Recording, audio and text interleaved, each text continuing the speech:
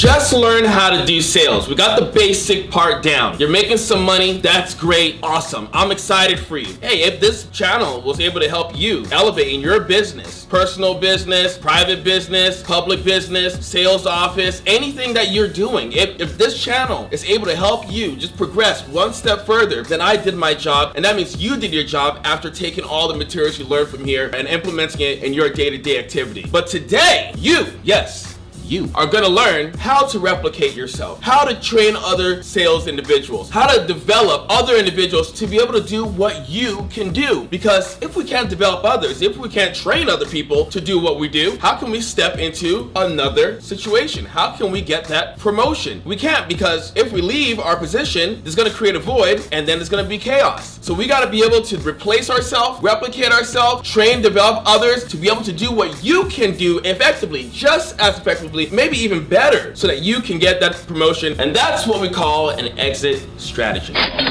Perfect. So if training is so important, how come so many people are not good at it? Why do so many people struggle with the fact that I have to take someone under my wing and help them be better at this job? Well, I can list a couple reasons. The first reason is you just learned how to make money for yourself. Now that we're taking someone on, we want to build our team. We want to grow our office. We want to build that empire, but it's not going to happen if we can't help one person do what we do, right? So the number one reason is we forget that the workload that was required for us to get promoted, for us to learn what we need to do, for us to make a sale is going to be increased because we're taking on another individual. So if you needed to talk to 60 business owners in a day, that means you're gonna have to talk to anywhere from 80 to 120 business owners in a day, because you got to get enough for you and you got to get enough practice for the individual. Perfect. So the first thing that you want to capitalize on is something that I did cover earlier, and you might say it, law of averages. You want to capitalize on as many people as possible. Some are gonna say yes, some are gonna say no. So what? We keep going. Some days, people aren't gonna do everything that you want them to do. Not everyone's gonna be happy to see you. So you need to exploit your law of averages, and we're just gonna call it LOAs from this point moving forward. One thing that I like to let people know to kind of take the edge of training off and the fear of performance off, because you're gonna have performance anxiety. You have another human being watching you, every move you make, every step you take. They're watching you to see what they need to do, and they actually are watching to see if that's something that they can do. So number one, you gotta take the edge off. And I like to have a little conversation with them. I'll be like, all right, Jenny, so check it out. This is what we're gonna do. Today, I'm gonna show you how to work, okay? I'm gonna show you the $1 million system. Yes, I know you wanna make $1 million, but I'm not here to teach you how to make $1 million, Jenny. I'm here to show you the $1 million system. And once you master that system, you can generate as many millions as you would like to. capiche? You got it. Perfect. Now, what does that do for us? Well, it takes the edge off. So instead of you going out there and closing all these sales and looking like a beast, right? It just really shows them to pay attention to the little things, the systems, things that can be replicated. If I have amazingly long blonde hair and I go up to a business owner and I just flip my hair like this and flip it this way, and they fall in love with me and they buy my product, how are you supposed to teach somebody else with short black hair or brown hair, whatever it is, to be able to do the same thing? Imagine me going into the business and trying to flip this hair. Oh yeah, what, this isn't working for you? You don't like this? I know you don't, because it's not a system. They can't replicate it. So you want to make sure that you're showing them the $1 million system. Perfect. And speaking on talent, I'm not saying do not use your God-given gifts to your advantage, but understand that somebody else is gonna take it the wrong way. They're gonna walk out with you and see how easy it is for you to do stuff like the hair flip and flirting and doing all that stuff and being super funny in the field. Maybe they're not as good looking as you. Maybe they're not as tall as you. Maybe they're not as funny as you. So they just need someone that they can fall back on, and that's really just the systems. Here's a story about talent when talent goes wrong. I'll give you two stories. I went out to the field, and the field, we call it the field because it's where we go and do our sales, right? Our territory, where our leads are, our store, whatever. I went out to the field and I had someone observing me and seeing like if this position was gonna be good for them. So it was fun. Like we go out there, we have a killer day. We had lunch, we had fun with customers. Business owners would come and like, no, we no buy. And I'm like, yes, you buy. And it didn't even matter what happened or what they say, but at the end of the day, guess what? They were buying. And this guy's like, man, Rod, you are awesome. You are so good. And I'm like, yeah,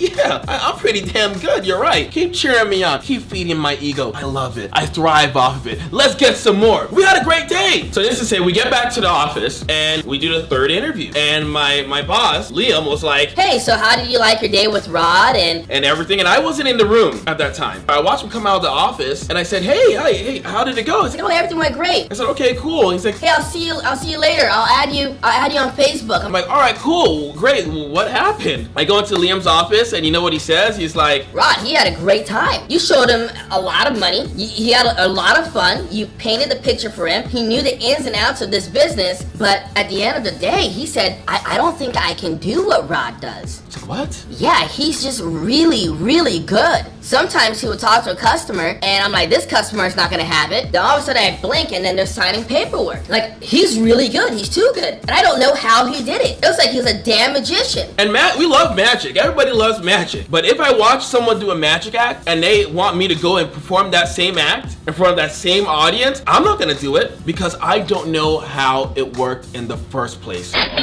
Perfect. So from that point in time, I really paid attention to what I did. If they can't do what I do, I'm just not gonna do it. I don't care how much it worked for me. I'm just not gonna do it because when they go out by themselves, they're gonna feel like I don't know what to do. or they're gonna try to do what I do and it's not gonna work out for them. Another story. There's this guy that worked for me. His name was I went to the field with him and I had this move, right? This is when I was doing door-to-door sales. I had this move and I'd go up to like the older ladies and I would obviously, yes, I would flirt with them. And I'd say, Hey, how do you get your hair like that? I don't care if they had a lot of hair. I don't care if they had this much hair. Didn't matter. How did you get your hair like that? Wow, I wish I could do that with my hair.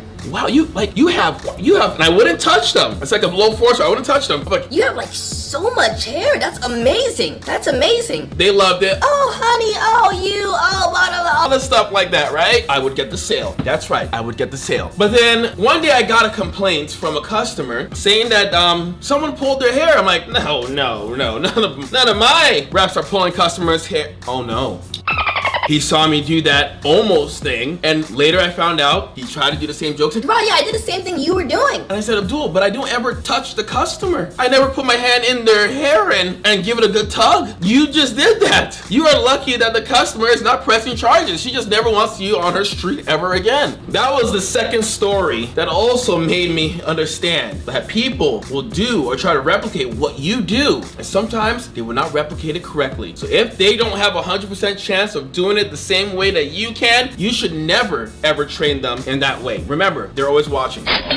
Perfect. The next part about training and being a successful trainer is setting expectations. Have you ever gone for a long walk with somebody to a destination, or you're following them, right? Like you're right behind their car following them, And you're like, wow, how long is this gonna be? you didn't even put it into your GPS. How long is this gonna be? How long is this gonna take? Are we there yet? How are we getting there? Honestly, it could have been a 2-minute drive, but to us, it felt like a 40-minute drive. That's because the other party didn't set the proper expectations for us. So we gotta understand, like, hey, we're gonna get onto the freeway, then we're gonna exit on this exit, then we're gonna take a couple right turns, couple left turns, and then we should be there 1 minute after that. Because they set the proper expectations, now the trip is bearable because I know what's gonna happen. I know what's gonna come up. And that's the same thing with your new sales associate, your new trainee, sales rep, whoever it is, you gotta set the proper expectations. Perfect. I like to set expectations on attitude. I like to set expectations on work ethic. And I like to set expectations on student mentality. And whatever business that you're in, you need to set those expectations and have it match what your business is looking for. With attitude, I let them know, listen, we're gonna talk to 150 people today. That's right, 150 people. But look, we're not looking for 150 yeses. I wanna see if you can handle 149 no's. Because if you could do that, if you could build up that resilience to the customer, take 149 no's, you're gonna be a rock star here. Sometimes people might wake up on the wrong side of the bed and they're gonna be upset and they're gonna come and take it out on you. But you know, we're not gonna let them take our attitude. They can take out whatever they want on us, but they're not gonna take our attitude away from us. You understand?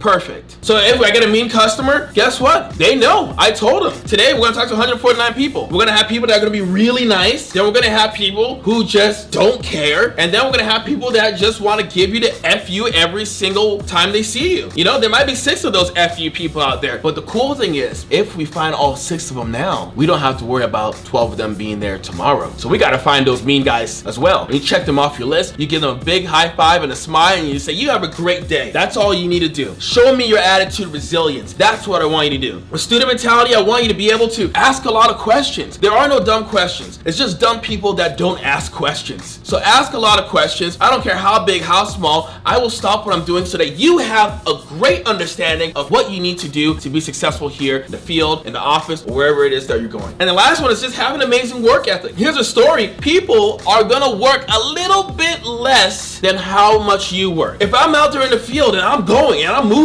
fast, like if I'm going, let's just say I'm going 10 miles per hour, they're gonna go 9 miles per hour, probably 8 or 7 miles per hour. So my job on the first day is to destroy them. And I let them know I walk fast. Do you have any knee injuries? Do you have any problems with your feet? No? Great, because we're going to be moving. And this is why we're moving. Always explain the whys behind the whats. Perfect. So what I do to make sure that they're going to be moving at 10 miles per hour, I will move at 12 miles per hour. And yes, I'm killing myself. My feet hurt. My knees hurt. I'm a little bit out of breath. But you know, after they're done training with me, they're going to move a little bit slower. They'll be at a 10, at 11, maybe a 9. But I could work with that. So you got to put in extraordinary effort so you could get great results from your training. Perfect. So the next thing is inspect what you expect from people. If I expect you to take all these questions here, go home and do homework so you could come back and be better the next day I'm going to tell you I'm going to be inspecting that homework. We're going to go over that. So first thing, when they come into office, I'm going to say, hey, take out your homework. Remember we talked about it, right? So take it out. I'm going to go over it with them and they're going to know that. I set the proper expectations and then I inspect what I wanted them to do. If you don't go and inspect what you want them to do, they're not going to take it seriously. You remember how many times you did your homework? If your teacher never graded your homework, if your teacher never checked your homework, do you think that you would do your homework? I know I didn't, even when they did grade it. So remember, inspect what you expect. Perfect. And the last thing is you want to build a solid relationship with the person that you're training. The better the relationship you have with them, the harder you could go on them. If you don't have a really good relationship, you know what? You're not going to be able to get the most out of the training. When people have a really great attitude and they're at their happiest, they retain more. They learn more. It's a lot better for them and it's a lot better for you. So take them out to lunch, have some wings, have a drink, get to know them, have them get to know you so that you can be a better trainer for them. Adding on to that, you want to make sure that you let them know what type of coach you're going to be there for them. Are you going to be a cheerleader coach and be like, rah, rah, rah? Hey, good job. Even though they didn't do a good job, they mess up. Hey, good job. Hey, good job. Or are you going to be a real coach? You know, my coach says this to me. There's a T-ball coach and then there's a Major League Baseball coach, right? Which one do you want? The Major League Baseball coach is going to come down on you sometimes. They're going to push you to your limits. They're going to make you feel that you're about to break, but you're not going to break. You're just going to get better. And then you're going to be able to make it and become something. You're going to be able to make a name for yourself. T-ball coach. Oh, you missed. Good job. Oh, you hit it. Good job, right? Ask them what type of coaching they want. And then when they agree to that, you give them exactly what kind of coaching they want. You give it to them just the way they want it. And that's how it is. Perfect. So don't forget to hit that like button. You know, I think I'm doing some pretty good work, right? Hit that like button for Phil, and then smash the subscribe button. And don't forget to hit the little bell notification right there. It lets you know when I have new videos coming out. I do have videos coming out every week, and I'm gonna be having videos coming out on a daily soon. So I just want to see and get a feel of what you guys are looking for. And the most important thing is have fun. Training needs to be fun. Always smile. Always have a good time. Play games. Don't be so serious, but take all the notes from this video to help you, help others, and just move up in the company. Because that's the only way you're gonna exit is if you help that individual get to where you are standing right now. All right, take care.